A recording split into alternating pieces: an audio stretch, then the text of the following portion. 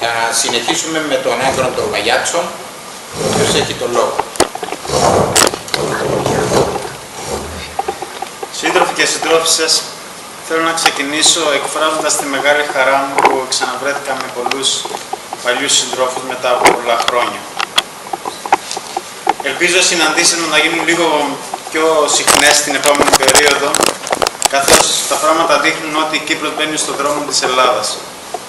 Ακούεται λίγο υπερβολή τούτη έκφραση, αλλά η πραγματικότητα είναι ότι οι δύσκολες μέρες για το κυπριακό, εργατικό και λαϊκό κίνημα ξεκινούν τώρα. Το να ακούει κανένας για την Ελλάδα ή να διαβάζει κανένας για την Ελλάδα είναι εντελώς διαφορετικό πράγμα από το να ζει στην Ελλάδα. Γιατί αυτό με το οποίο είμαστε αντιμέτωπες στην Ελλάδα είναι μια κοινωνική καταστροφή, η οποία είναι πολλά δύσκολο να περιγραφεί με λέξεις, η οποία είναι πολλά δύσκολο να περιγραφεί με αριθμούς, παρότι οι αριθμοί διούν μια εικόνα. Μια ένδειξη της έκτασης της κοινωνικής καταστροφής. Όταν αυτή τη στιγμή στην Ελλάδα έχουμε κατάρρευση του ακαθάριστου εγχώριου προϊόντος της χώρας, την περίοδο της Τρόικας, κατά 22%. Δηλαδή η οικονομία έχει χάσει σχεδόν το 1/4 της παραγωγικής της δυνατότητας. Όταν η ανεργία η επίσημη έχει φτάσει στο 23,6% σύμφωνα με τα στοιχεία της Ευρωπαϊκής Ένωσης. Όλοι ξέρουν ότι η πραγματική ανεργία είναι πολλά πιο μεγάλη από την δηλωμένη επίσημη ανεργία. Γιατί υπάρχει πάντα ένα μεγάλο ποσοστό το οποίο απλά αρνείται να καταγραφεί. Όταν η ανεργία στους νέους κάτω των 25 έχει φτάσει στο 55%, το οποίο σημαίνει ότι απλά δεν υπάρχει θέσεις εργασίας για νέον άνθρωπο. Και όλη η νέα γενιά στην Ελλάδα, το μόνο πράγμα το οποίο σκέφτεται είναι ότι πρέπει να φύγει από τη χώρα. Όταν σύμφωνα με τα στοιχεία της Eurostat, της υπηρεσίας της Ευρωπαϊκής Ένωσης, στατιστικής υπηρεσίας της Ευρωπαϊκής Ένωσης, το ποσοστό των ανθρώπων που ζουν κάτω από το όριο της φτώχειας στην Ελλάδα, κρατήστε τον αριθμό, είναι 68%. Όταν δηλαδή 7 στους 10 Έλληνες ζουν αυτή τη στιγμή στο όριο της φτώχειας ή κάτω από το όριο της φτώχειας, τότε μιλούμε για μια κοινωνική καταστροφή, την οποία για να συνειδητοποιήσει κάποιος το μέγεθός της πρέπει να τη ζει. Πρέπει να ζει στους ανθρώπους που πεινούν, τους ανθρώπους που παρακαλούν για έναν πιάτο φαΐ, τους ανθρώπους οι οποίοι υποφέρουν, είτε άστεγοι στους δρόμους, είτε άνεργοι, είτε αναγκάζονται να φύγουν από τις πόλεις, να πάνε πίσω στα χωριά τους για να γλιτώσουν τουλάχιστον το ενίκαιο ή για να ζουν από τις συντάξεις του παππού ή της γιαγιάς, και αυτό το πράγμα ισχύει για ολόκληρες οικογένειες. Αυτές είναι οι συνέπειες ενός πολέμου. Μόνο που ο πόλεμος τούτος δεν έχει γίνει ούτε με αεροπλάνα ούτε με τάγκς ή πυροβόλα όπλα. Έχει γίνει με τις πολιτικές της Τρόικας. Η άλλη όψη βέβαια τούτη της εικόνας είναι ένα ηφαίστειο το οποίο βράζει, είναι οι εκπληκτικοί αγώνες του εργατικού κινήματος, τους οποίους θα έκανα την εκτίμηση ότι δεν έχουμε δει ακόμα στην πλήρη τους διάσταση. Ποιος φταίει για την κατάσταση? Γιατί το 2010 το ελληνικό εργατικό κίνημα αντιμετώπισε μια επίθεση που τους ηγεμόνες της Ευρωπαϊκής Ένωσης και από τους διάφορους αναλυτές, οικονομολόγους, γιάπηδες και ούτω καθεξής, ότι φταίνουν οι Έλληνες για την κρίση, γιατί είναι τεμπέληδες, γιατί είναι αργόσχολοι, γιατί ζουν πέρα από τα όρια τους, γιατί όλη μέρα πίνουν ούζα και τη νύχτα είναι στα μπουζούκια. Μια εικόνα η οποία δεν έχει καμία σχέση με την ελληνική πραγματικότητα, αφορά μια ελάχιστη μειοψηφία του πληθυσμού, οι οποίοι ζει μες στο πλούτο, ζει μες στη διαφθορά, ζει με τις μίζες, ναι, αλλά η συντριπτική πλειοψηφία των Ελλήνων εργαζομένων εργάζεται σκληρά, υποφέρει από εξαιρετική εντατικοποίηση της εργασίας και είναι φτωχή. Βέβαια, τούτον το φοβερό ψέμα, το οποίο προκάλεσε σοκ στους Έλληνες εργαζόμενους, γιατί δεν περιμέναν ποτέ ότι οι ηγεσίες της Ευρωπαϊκής Ένωσης θα εξεσπάθουν εναντίον τους με τέτοιο ρατσισμό, τούτο ψέμα έχει αποκαλυφθεί. Γιατί αυτή τη στιγμή, αν οι Έλληνες τεμπέληδες, αργόσχολοι και διεφθαρμένοι, εν και οι Ισπανοί τεμπέληδες, αργόσχολοι και διεφθαρμένοι, εν και οι Πορτογάλοι τεμπέληδες και διεφθαρμένοι, εν και οι Ιταλοί το ίδιο, αλλά δεν είναι μόνο οι Νότιοι, οι Ιρλανδοί ήταν μέχρι πολλά πρόσφατα το πρότυπο για τα καπιταλιστικά μοντέλα της Δύσης. Μια χώρα της Βόρειας Ευρώπης αντιμετωπίζει τα ίδια προβλήματα. Η Βρετανία μια από τις υπερδυνάμεις του πλανήτη δεν βρίσκεται σε μνημόνιο, αλλά βρίσκεται στα πρόθυρα μιας πολλάβαθμιας κρίσης, για την οποία ο ίδιος ο Πρωθυπουργός λέει ότι χρειαζόμαστε τουλάχιστον 10 χρόνια να μπορέσουμε να ισορροπήσουμε. Και ας μην ξεχνούμε ποτέ ότι η πρώτη χώρα η οποία κατέρευσε οικονομικά ήταν η Ισλανδία, μια από τις πιο πλούσιες χώρες του πλανήτη, η οποία ανήκει στο βορρά. Ο πραγματικός υπεύθυνος για τούτη την καταστροφή, την κοινωνική καταστροφή, είναι η Τρόικα, που σημαίνει, δεν πρέπει να ξεχνούμε τι είναι η Τρόικα. Είναι η Ευρωπαϊκή Ένωση και το Διεθνές Νομισματικό Ταμείο. Η πραγματική υπεύθυνη είναι τούτη, με τις πολιτικές που επιβάλλαν και εφαρμόζονται στην Ελλάδα, αλλά τούτη την αλήθεια δεν θα την ακούσουμε ποτέ από κανένα μέσο μαζικής ενημέρωσης. Δεν θα την ακούσουμε ποτέ από καμιά από τις κυβερνήσεις που εφαρμόζουν τις πολιτικές. Γιατί τα μέσα μαζικής ενημέρωσης εφαρμόζονται, τα μέσα μαζικής ενημέρωσης ελέγχονται από τις δυνάμεις που στηρίζουν τις πολιτικές. Τις κυβερνήσεις, τους εφοπλιστές, τους βιομήχανους, τους εργολάβους στην Ελλάδα, οι οποίοι έχουν την τράπεζά τους, τα καράβια τους, τις κατασκευαστικές τους εταιρείες και την εφημερίδα με την οποία κάνουν τη δουλειά τους. Διαμορφώνουν την κοινή γνώμη, δημιουργούν αισθήματα ευθυνών στην κοινωνία, δημιουργούν πολιτικές διέρης βασίλευε μέσα στην κοινωνία για να μπορέσουν να περάσουν τούτες οι πολιτικές. Τα μέσα μαζικής ενημέρωσης, είτε κρατικά είτε ιδιωτικά, δεν υπάρχει ποτέ περίπτωση να πούν την αλήθεια για την κρίση. Μπορούμε να προβλέψουμε με αρκετή ασφάλεια ότι όσο βαθαίνει η κρίση, τόσο πιο μεγάλα ψέματα αναλένε. Ο λόγος είναι ότι αν πούν την πραγματική αλήθεια, είναι σαν να προκαλούν τους λαούς να εξεγερθούν. Γιατί η κρίση στην Ελλάδα, τούτη όλη η καταστροφή την οποία συζητούμε, δεν ξεκίνησε από την Ελλάδα. Δεν είναι ελληνικό φαινόμενο. Η κρίση ξεκίνησε από τις ΗΠΑ, ξεκίνησε το 2007, προκάλεσε κατάρρευση της αγοράς κατοικίας, οδήγησε 2 εκατομμύρια οικογένειες μέσα σε ένα χρόνο στην Αμερική, την πιο πλούσια χώρα του πλανήτη, στο να χάσουν τα σπίτια τους. Τα σπίτια τούτα εκατασχέσαν οι τράπεζες. Οι τράπεζες, στις οποίες ήταν υποθηκευμένα τα σπίτια, δεν είχαν σε κανένα να πουλήσουν τα σπίτια γιατί δεν υπήρχαν αγοραστές.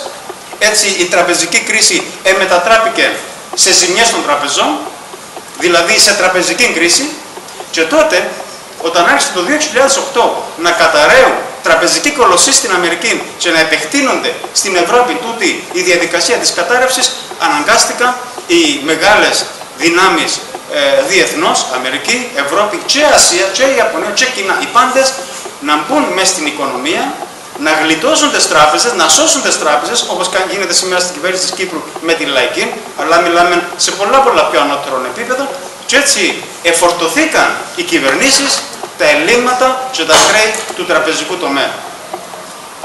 Η κρίση λοιπόν ξεκίνησε από την πραγματική οικονομία, την αγορά τη στεγαστική, επεκτάθηκε στον τραπεζικό τομέα και μετατράπηκε σε κρίση του δημόσιου χρέους τη λεγόμενη, για να σώσουν οι καπιταλιστικές κυβερνήσεις τις τράπεζες που είναι ο πυλώνας του καπιταλιστικού συστήματος. Και εφόσον περνάω τη διαδικασία, έρχονται μετά και λένε, λοιπόν, ποιος θα πληρώσει το λογαριασμό? Εσείς, εμείς, οι εργαζόμενοι.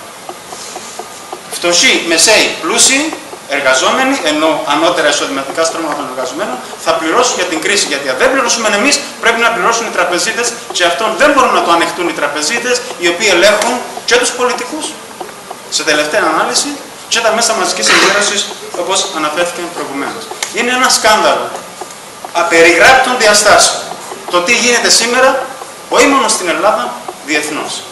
Και εις τούτον το σκάνδαλο θα πρέπει να βρούμε τον τρόπο να απαντήσουμε σαν εργαζόμενοι και σαν αριστερά. Για τον επιπλέον λόγο ότι τούτη η σκανδαλώδης πολιτική φέρνει ακριβώς τα αντίθετα αποτελέσματα που είναι τα οποία υποτίθεται ότι στοχεύει. Οι αριθμοί και πάλι μιλούν που μόνοι τους για την Ελλάδα.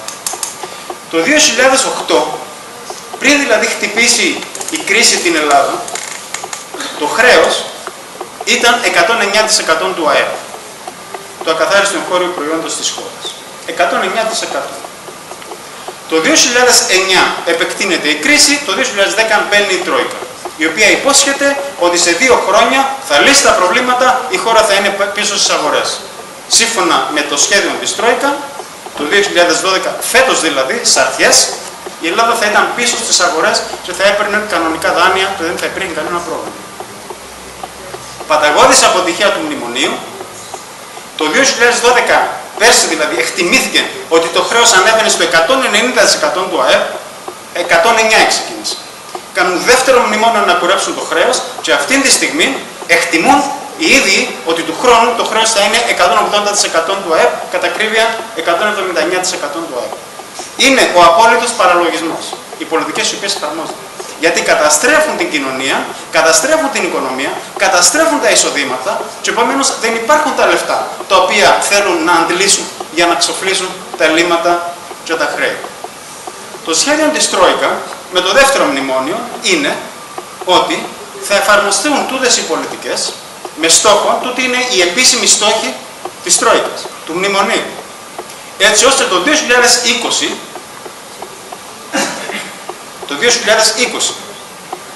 το χρέος της χώρας θα φτάσει το 120% του ΑΕΠ.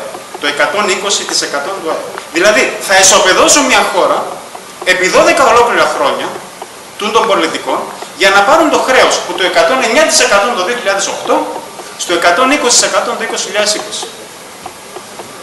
Εσωτερικά έγγραφα της Τρόικας, τα οποία δεν φκαινούν στον τύπο και δεν ξέρει ο κόσμος, αλλά που τα παρακολουθούν οι ειδικοί, ας πούμε, λένε τα εσωτερικά έγγραφα της Τρόικας ότι δεν θα μπορέσουμε να πιάσουμε το στόχο το 2020, μάλλον θα χρειαστεί να πάμε μέχρι το 2030 για να καταφέρουμε να πάρουμε το χρέος στο 120% του ΑΕΠ που το 108% του ΑΕΠ. Αν υπήρχε λογική μες στους ανθρώπους, θα είχαν πιάσει τα μνημόνια, θα τα είχαν σχίσει και θα παίρναν τους που τα γράψαν σε ψυχιατρία. Γιατί τα μνημόνια δεν έχουν καμία σχέση με τις πραγματικές ανάγκες της οικονομίας, πολλά παραπάνω με τις ανάγκες της οικονομίας. Δεν έχουν καμία σχέση με το πώς θα μπουν οι οικονομίες σε διαδικασία ανάπτυξης, πώς θα δημιουργηθούν θέσεις εργασίας, πώς θα υπάρξει ευημερία και ούτω καθεξής, που είναι εκείνα τα οποία μας λαλούν. Τούτες οι πολιτικές υπάρχουν για να σώσουν τους τραπεζίτες. Μόνο. Τούτες οι πολιτικές υπάρχουν για να εξαντλήσουν, να ξεζουμίσουν τα λαϊκά στρώματα, για να μπορέσουν να αποπληρωθούν τα χρέη των τραπεζιτών, των Ευρωπαίων τραπεζίτων, τα οποία απαραίτητος πρέπει να εξοφληθούν για να μπορέσουν οι Ευρωπαίοι τραπεζίτες να ανταγωνιστούν τους Αμερικάνους τραπεζίτες, τους Ιαπωνέζους τραπεζίτες, τους Κινέζους τραπεζίτες και ούτω καθεξής. Και έτσι φτάνουμε στην κατάσταση, σήμερα στην Ελλάδα, άπειρος αριθμός αγροτών, μεσαίων αγροτών, υπερχρεωμένων, με εκατοντάδες χιλιάδες ευρώ, να παίρνουν την καραμπίνα, να πηγαίνουν στο χωράφι τους, να τεινάσουν τα μυαλά τους στον αέρα, γιατί σύμφωνα με τους ελληνικούς νόμους, ο νεκρός δεν μπορεί να κληροδοτήσει τα χρέη τους στα παιδιά του. Για να γλιτώσουν τα παιδιά τους που τα χρέη τους αυτοκτονούν οι Έλληνες αγρότες. Έχει γνωστή η περίπτωση του 70χρονου συνταξιούχου, ο οποίος μέρα μεσημέρι στο Σύνταγμα αυτοκτόνησε πυροβολώντας τον εαυτό του. Πιθανά να είναι γνωστή η περίπτωση ενός 60χρονου άνεργου, ο οποίος επήρε τη μάνα του, η οποία ήταν κατάτσιτη και δεν είχε λεφτά να πληρώνει στα φάρμακα, σήκωσαν τη σιγά σιγά, πήραν τη στην ταράτσα και πηδήσαν και πιο κάτω. Δεν υπάρχει μέρα που να μην διαβάζουμε για αυτοκτονίες στην Ελλάδα. Υπάρχουν υπεύθυνοι. Υπάρχουν υπεύθυνοι για τούντες αυτοκτονίες. Όπως υπάρχουν υπεύθυνοι για την εγκληματικότητα. Όταν δύο κοριτσάκια 14 χρονών στη Θεσσαλονίκη σκοτώνουν με μασέρα έναν 80χρονο γέρο για να του πάρουν 10 ευρώ, υπάρχουν υπεύθυνοι για το πώς έχει φτάσει η κοινωνία ελληνική στην την κατάσταση. Όπως υπάρχουν υπεύθυνοι για το ότι αυτή τη στιγμή υπάρχει μια οργάνωση, μια συμμορία, η Χρυσή Αυγή, η οποία χαρακτηρίζεται από απόλυτη παράνοια και σχιζοφρένεια σε ό,τι αφορά τις πολιτικές της, αλλά είναι μια εξαιρετικά επικίνδυνη δύναμη. Εμείς στην Κύπρο ζήσαμε τον φασισμό, είδαμε τι σημαίνει, είδαμε τι καταστροφές μπορεί να προκαλέσει και ξαναεμφανίζεται, το βλέπουμε να ξαναεμφανίζεται μέσα στις κοινωνικές συνθήκες που έχει γεννήσει τούτη η κρίση στην Ελλάδα. Η κρίση δηλαδή της φτώχειας, της πείνας, της ανεργίας, σε συνδυασμό βέβαια με τη μετανάστευση. Πώς θα ανακοπούν το πράγμα? Ποιες είναι οι πολιτικές οι οποίες μπορούν να θέσουν τέρμα? στον τον κατήφορο, στον την ελεύθερη πτώση της οικονομίας και της κοινωνίας. Πρέπει να είναι πολιτικές που να δώσουν λύσεις στα κοινωνικά προβλήματα. Πρέπει να είναι πολιτικές οι οποίες να μπορέσουν να σταματήσουν τον κατήφορο της οικονομίας, να την ανασυντάξουν, να την βάλουν σε μια πορεία ανάπτυξης. Πρέπει να φύγουν σαν αριστερά. Υπάρχει τούτη η αμαρτία, θέλουμε, σε κομμάτια της αριστεράς που μιλούν με γενικούς φιλοσοφικούς αφορισμούς και να μιλήσουμε τη γλώσσα που καταλαβαίνουν οι εργαζόμενοι, η οποία απαιτεί πρακτικές απαντήσεις στο πώς θα μπορέσει η οικονομία να μπει σε διαδικασία ανάπτυξης, να λυθεί το πρόβλημα της ανεργίας, να δημιουργηθεί πλούτος, να μοιραστεί στον κόσμο έτσι ώστε να υπάρχει ευημερία και ούτω καθεξής. Και πρέπει να ξεκινήσουμε από μια βασική αρχή. Η βασική μας αρχή είναι ότι δεν μπορούν να γίνουν μαζικές ανθρωποθυσίες όπως γίνεται αυτή τη στιγμή στην Ελλάδα και σε μια σειρά από άλλες χώρες για να παίρνουν κάποιες τραπεζίτες στα κέρδη τους. Πρέπει να ξεκινήσουμε από την βασική διαπίστωση. Δεν είναι δυνατόν να δεχτούμε για να διασφαλίζουν οι τράπεζες στα κέρδη τους να θυσιάζονται άνθρωποι κατά εκατομμύρια και να φτάνει η φτώχεια στο 68% του πληθυσμού. Επομένως, το χρέος δεν μπορεί να ξοφληθεί. Η πρώτη θέση αριστεράς, η οποία είναι μια πρακτική, ρεαλιστική τοποθέτηση που απαντά στο πρόβλημα με πρακτικό, ρεαλιστικό τρόπο, είναι ότι κύριοι τραπεζίτες, δεν μπορούμε να σας ξοφλήσουμε τα χρέη σας, γιατί δεν είναι δικά μας, δεν τα δημιουργήσαμε εμείς, δεν τα δημιούργησαν οι εργαζόμενοι, δεν τα δημιούργησαν ο λαός για να εξοδοθεί να τα πληρώσει και γιατί στο τέλος δεν μπορεί να τα ξεπληρώσει. Τούτη θέση οδηγά στην αμέσως επόμενη τοποθέτηση. Γιατί η απάντηση αμέσως είναι, μα αν δεν ξοφλήσετε τα χρέη θα καταρρεύσουν οι τράπεζες. Η απάντηση η δική μας πρέπει να είναι, θα εθνικοποιήσουμε τις τράπεζες. Δεν σημαίνει πως λύνεται αυτόματα το πρόβλημα των ελλημάτων που έχει μια τράπεζα όταν την εθνικοποιήσεις, αλλά βάζεις τις βάσεις για να λυθεί και μπορεί να καλύψεις τα ελλείμματα τα οποία υπάρχουν και τις ζημιές, φορολογώντας καταρχήν τον πλούτο. Αλλά πρέπει να πούμε ένα βασικό στοιχείο σε ό,τι αφορά το χρέος. Το συντριπτικά μεγάλο μέρος των νέων δανείων, τα οποία παίρνει είτε ιδιαίτερα η Ελλάδα, αλλά ισχύει και σε άλλες χώρες, τούτο πάει για να ξεφλήσει τα προηγούμενα δάνεια. Για παράδειγμα στην Ελλάδα, στη δεκαετία του 2000, το 95% περίπου των νέων δανείων τα οποία έκαμε η κυβέρνηση, επίαν για να εξοφλήσουν τα προηγούμενα δάνεια τα οποία ίσχυαν. Στην πραγματικότητα δηλαδή, το 5% των νέων δανείων έμπαινε μέσα στην πραγματική οικονομία. Εμπολάμει την ποσοστό, το 5% του συνόλου των δανείων, για να φοβούμαστε ότι δεν έχουμε τρόπο να το αντιμετωπίσουμε. Ασφαλώς μια τέτοια πολιτική, η οποία λέει στους τραπεζίες δεν σας πληρώνω τα χρέη που σας χρωστώ, και η οποία λέει στους τραπεζίες, συγγνώμη κύριοι, θα εθνικοποιήσω τις τραπεζές σας και δεν θα αποζημιώσω το μεγάλο κεφάλαιο, αλλά μόνο τους μικροκαταθέτες και θα εγγυηθώ τις καταθέσεις των λαϊκών στρωμάτων, αλλά δεν θα εγγυηθώ τα μεγάλα κεφάλαια, θα προκαλέσει μεγάλη αντίδραση από τις διεθνείς αγορές, από τους ντόπιους, κεφαλαιοκράτους και ούτω καθεξής. Ασφαλώς θα προκαλέσει αντίδραση. Θα ακούσουμε φωνές, θα ακούσουμε απειλές και ούτω καθεξής, αλλά το ερώτημα είναι και τι θα κάνουμε. Στο το ερώτημα υπάρχει σαφής απάντηση. Τι μπορούν να κάνουν δηλαδή. Γιατί έχουμε ζωντανά παραδείγματα του τι γίνεται αυτήν την ίδια περίοδο στη Λατινική Αμερική, όταν κυβερνήσεις οι οποίες όχι μόνο δεν είναι επαναστατικές, μερικές δεν είναι καν αριστερές, όπως στην Αργεντινή, έχουν προχωρήσει σε εθνικοποίησεις κολοσσών, όπως είναι η πετρελαιοβιομηχανία, έχουν προχωρήσει σε εθνικοποίηση του ορυκτού πλούτου, έχουν προχωρήσει στην εθνικοποίηση των αερογραμμών και ούτω καθεξής. Οι διάφορες αγορές εφωνάζαν και ορίονταν και απειλούσαν και μετά δεν έκαναν τίποτα. Γιατί όταν μια κυβέρνηση είναι αποφασισμένη να πάρει μέτρα, και όταν τούτα μέτρα έχουν την υποστήριξη του λαού, των λαϊκών στρωμάτων, των εργατικών στρωμάτων και ούτω καθεξής, οι αγορές οι λεγόμενες δεν έχουν κανέναν τρόπο να παρέμβουν και να επιβάλλουν τις πολιτικές που θέλουν. Και βέβαια, στο μεγάλο ερώτημα του ποιος είναι, ποια είναι η δύναμη η οποία θα κάνει τις επενδύσεις που χρειάζεται η οικονομία για να μπει σε αναπτυξιακή πορεία, η απάντηση είναι ότι αυτές τις επενδύσεις δεν θα τις κάνει ποτέ το ιδιωτικό κεφάλαιο. Το θέμα τούτον είναι πια εντελώς ξεκάθαρο, υπάρχουν πάρα πολλά στοιχεία, ανάφερε μερικά ο Πόλ.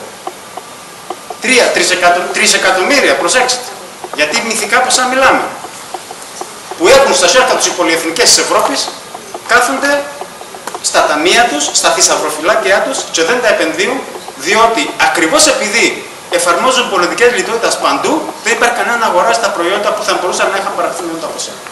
Αντίστοιχα ποσά στην Αμερική και άλλα τόσα στην Ασία, στην Ιαπωνία και την Κίνα. Το κεφάλαιο είναι στην εποχή που ζούμε ό,τι πιο παρασιτικό, ό,τι πιο αντιδραστικό, ό,τι πιο άχρηστο υπάρχει στον πλανήτη.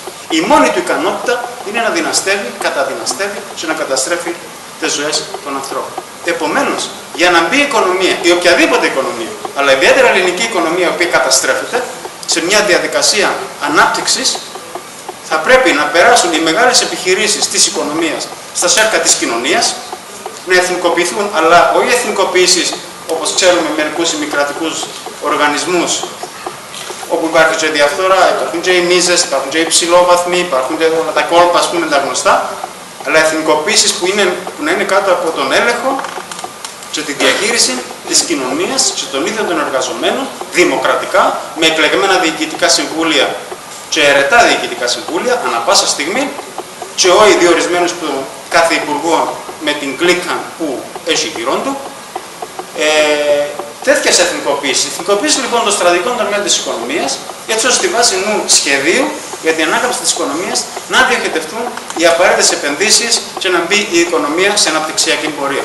Θα μπορούσα να αναπτύξω το σχέδιο για την Ελλάδα αρκετά αναλυτικά, με βάση τη δουλειά που έχουμε κάνει σαν κίνημα στην Ελλάδα, σαν οργάνωση στην Ελλάδα, αλλά για λόγους χρόνου δεν θα το κάνω. Θέλω να πω μόνο το εξής. Όταν έχεις 1,5 εκατομμύριο ανθρώπους, οι οποίοι είναι άνεργοι, όπως είναι η κατάσταση αυτή τη στιγμή στην Ελλάδα, μπορείς να θέσεις την οικονομία σε αναπτυξιακή τροχιά μέσα σε ένα μήνα, δημιουργώντας 50.000 θέσεις εργασίας σε τομείς που τους έχουν απελπιστικά ανάγκη. Παιδεία, υγεία, υποδομές. Για να ξεκινήσει η οικονομία να μπει στην αναπτυξιακή φάση και μετά να προχωρήσεις σε πιο μακροχρόνιες, ας πούμε, επενδύσεις, είτε αφορούν τον αγροτικό τομέα που έχει ζωτική σημασία για την Ελλάδα, είτε αφορούν την ενέργεια, όπου η Ελλάδα μπορεί να κάνει θαύματα με τις ανανεώσιμες πηγές ενέργειας, είτε αφορούν τον τουρισμό που έχει ένα φοβερό πλεονέκτημα η Ελλάδα, και στη συνέχεια, σε ένα δεύτερο στάδιο, να ασχοληθείς με την βιομηχανία. Βέβαια, όταν πούμε τούντες απόψεις, το αντίπαλο στρατόπεδο, οι γιάπηδες που είναι στα μέσα μαζικής ενημέρωσης, οι διάφοροι δεξιοί, οι διάφοροι σοσιαλιστές, όπως είναι της ΕΔΕΚ ή του ΠΑΣΟΚ στην Ελλάδα, θα μας πούν ότι μα εσείς προτείνετε σοσιαλισμό. Εμείς δεν αρνούμαστε τι προτείνουμε. Το οποίο προτείνουμε πραγματικά θέτει τις βάσεις για να φύγει η εξουσία από το μεγάλο κεφάλαιο, να περάσει στα λαϊκά στρώματα και στην κοινωνία, με έμφαση στο ζήτημα της δημοκρατικής λειτουργίας, του ελέγχου που τα κάτω και του πολυκομματισμού. Αλλά εμείς δεν υποστηρίζουμε την ιδέα επειδή μας αρέσει. Αυτή τη στιγμή δεν υπάρχει κανένας άλλος τρόπος να βγει η οικονομία που το αδιέξοδο. Αυτό δεν αφορά μόνο την Ελλάδα, αφορά πρωτίστως την Ελλάδα, αφορά όλων των νότων της Ευρώπης, αφορά χώρες όπως είναι η Ιρλανδία και νομίζω πως σύντομα να συζητούμε κάτι παρόμοιο και για την Κύπρο. Τούτες οι προτάσεις, οι οποίες πραγματικά θέτουν τις βάσεις για μια σοσιαλιστική κοινωνία, είναι στην προοπτική μιας σοσιαλιστικής κοινωνίας, είναι στην προοπτική μιας λαϊκής εργατικής εξουσίας. Δεν τις υποστηρίζουμε επειδή είναι ωραίες ιδέες και μας αρέσκουν, που είναι ωραίες ιδέες και όντως μας αρέσκουν. Αλλά τις παλεύουμε γιατί είναι ο μόνος ρεαλιστικός δρόμος για να μπορέσει να βγει η οικονομία από την καταστροφική κρίση στην οποία την έχει ρίξει ο καπιταλισμός. Και θα έρθει αμέσως μετά η επόμενη ερώτηση. Υπάρχει τότε η αριστερά, γιατί για να γίνει αυτό το πράγμα που περιγράφουμε πρέπει να πούμε μπροστά πολιτικές δυνάμεις που να βοηθήσουν την κοινωνία να κάνει τούτα όλα τα βήματα τα οποία απαιτούνται. Η απάντηση είναι ότι δεν υπάρχει σε μαζικό επίπεδο τούτη αριστερά, αλλά διαμορφώνει και χτίζεται μέσα στις συνθήκες που ζούμε. Στην Ελλάδα είναι χαρακτηριστικές οι διαδικασίες που υπάρχουν. Χτίζεται μια νέα αριστερά, ή μάλλον χτίζονται νέες αριστερές ιδέες, κινήματα, ρεύματα, μέσα από τεράστιους αγώνες που διάει η ελληνική κοινωνία για να αντιμετωπίσουν την επίθεση. Και έχει ιδιαίτερη σημασία να χτίζεται μια αριστερά μέσα από τους αγώνες. Μιλώντας για αγώνες, το τι θαύματα έχει κάνει το ελληνικό εργατικό κίνημα είναι φοβερό. Δικαίως τάσσεται σήμερα, τοποθετείται προς το φυλακή των αγώνων του ευρωπαϊκού αλλά και πιθανά του διεθνούς κινήματος, αλλά πρέπει να πούμε ότι οι ηγεσίες, οι συνδικαλιστικές και της αριστεράς είναι πολλά πίσω από τις ανάγκες. Που ό,τι χρειάζεται λέει το εργατικό κίνημα. Αυτή είναι η στιγμή. Οι μισοί Έλληνες εργαζόμενοι στο θέμα του τι κάνουμε για να αντιμετωπίσουμε την επίθεση την οποία δεχόμαστε, θα συμφωνήσουν σε μερικά δευτερόλεπτα ότι χρειάζεται γενική απεργία διάρκειας για να θέσει κυβέρνηση. Το πράγμα δεν γεννήθηκε, δεν έπεσε ξαφνικά από τον ουρανό και δεν ίσχυε πριν από 2-3 χρόνια. Έχει οριμάσει η συνείδηση του κόσμου. Έχει οριμάσει η κατανόηση του κόσμου. Αυτή τη στιγμή στα ελληνικά συνδικάτα δίνεται μια τεράστια μάχη που τα διαπερνά σχεδόν κατακόρυφα. Γιατί υπάρχει ένα κομμάτι των συνδικάτων το οποίο φτάνει στο συμπέρασμα ότι δεν μπορούμε να συνεχίσουμε με 24 ώρες γενικές απειλές. Χρειάζονται πολλά πιο μαχητικά κινήματα και κινούνται στην κατεύθυνση των απεργιακών κινητοποιήσεων διαρκείας. Και υπάρχει βέβαια το άλλο κομμάτι το οποίο είναι εμπόδιο και παραλύει το συνδικαλιστικό κίνημα. 17 γενικές απεργίες μέσα σε 2 χρόνια. Εκπληκτικός αριθμός, οι 3 μάλιστα 48 ώρες. Εκατομμύρια στους δρόμους. Τον Ιούνιο του 2011 2,9 εκατομμύρια άνθρωποι ήταν στους δρόμους σύμφωνα με τις αστικές εφημερίδες και τις δημοσκοπικές εταιρείες. Καταλήψεις διαρκείας εβδομάδων, μηνών σε μερικές περιπτώσεις, χώρων στο δημόσιο και στον ιδιωτικό τομέα και εκπληκτικά κινήματα που δείχνουν την εφευρετικότητα του κόσμου όταν θέλει να αγωνιστεί, στην οποία πρέπει να έχουμε πάντα μεγάλη εμπιστοσύνη. Το κίνημα δεν πληρώνει. Το κίνημα των καταναλωτών, το οποίο είναι παραμέρισε τους μεσάζοντες, ήρθε σε απευθείας επαφή με τους παραγωγούς για να μπορεί να πάρει βασικά αγαθά, πατάτες, λάδι, φασόλια, ξέρω εγώ, στη μισή τιμή της αγοράς. Το κίνημα των αγανακτισμένων, το οποίο άφησε τις σημαντικές δημοκρατικές παραδόσεις, είναι που τροφοδοτούν τη συνείδηση και κάνουν τη συνείδηση του κόσμου να προχωρά και φτάνει στο συμπέρασμα ότι δεν φτάνουν οι απεργίες. Δεν φτάνουν τα κινήματα. Θέλουμε πολιτική ανατροπή. Έτσι, στην βάση της κατανόησης, η ελληνική κοινωνία επήρε έναν κόμμα το οποίο τα ποσοστά παραδοσιακά είναι στο 4-5%, το ΣΥΡΙΖΑ, και απογείωσε το στο 27%. Με όλα τα προβλήματα και τις εσωτερικές αντιφάσεις και αντιθέσεις που έχει ο ΣΥΡΙΖΑ. Η πραγματικότητα είναι ότι η ελληνική κοινωνία ένιωσε το κόμμα σαν το πιο πρόσφορο για να το αξιοποιήσει, για να ξεφορτωθεί τους πολιτικούς αντιπάλους της δεξιάς. Οι λόγοι που η κοινωνία στράφηκε στο ΣΥΡΙΖΑ είναι 2. Ο ένας λόγος είναι γιατί ήταν ενωτικός ο ΣΥΡΙΖΑ. Δηλαδή απίφθηνε ένα ενωτικό κάλεσμα προς όλη την αριστερά. Ο δεύτερος λόγος είναι ότι έθετε ζήτημα ανεξουσίας. Κάτι το οποίο το ΚΚΕ αρνιέται να θέσει γιατί θεωρεί ότι χρειάζεται σοσιαλισμός και επανάσταση, αλλά αυτό είναι κάτι για το απότερο μέλλον. Προς το παρόν δεν κάνουμε τίποτα μέχρι να οριμάσουν οι περιστάσεις και βέβαια το ερώτημα που τίθεται είναι: άμα δεν είναι τώρα όριμες οι συνθήκες, πότε να γίνουν επιτέλους για να κέψουμε να συζητούμε την ανάγκη της ανατροπής του καπιταλισμού. Με άλλα λόγια, ο ΣΥΡΙΖΑ είναι ένα γέννημα των ελληνικών συνθήκων, το οποίο πρέπει να το αντιμετωπίσουμε σε ένα φαινόμενο υποδιαμόρφωση. Η δική μας οργάνωση δεν είναι συνιστόσα του ΣΥΡΙΖΑ, για να μην υπάρξει σύγχυση πάνω σε αυτό. Έχουμε στενή συνεργασία με το ΣΥΡΙΖΑ, όπως θέλουμε να υπάρξει συνεργασία με την υπόλοιπη αριστερά. Αλλά αναγνωρίζουμε ένα φαινόμενο, εμπλεκόμαστε στο φαινόμενο, προσπαθούμε να το συνδιαμορφώσουμε την εξέλιξη στην πορεία του και αναγνωρίζουμε ότι μέσα στον ΣΥΡΙΖΑ υπάρχουν πιο μεγάλες δυνάμεις, οι οποίες στην επόμενη περίοδο θα συγκρουστούν.